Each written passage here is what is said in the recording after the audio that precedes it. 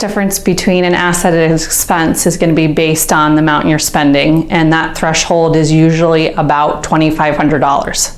An asset will be in excess of $2,500, where an expense is typically less than $2,500.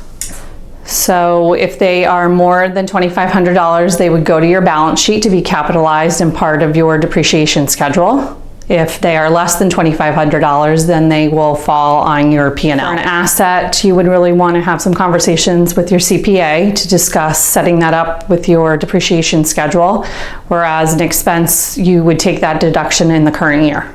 I would say leading up to determining whether this is an asset or an expense, you also want to take in consideration what that expense or asset represents. So if it is an item that relates to leasehold improvement, as an example, you may purchase tile, but then you may also pay a contractor to install that tile. So you're looking at the total expense of not only your payment to that vendor or the maintenance person who is installing the tile, but for the tile itself. And when you're doing that, if you exceed the $2,500, then that would become an asset.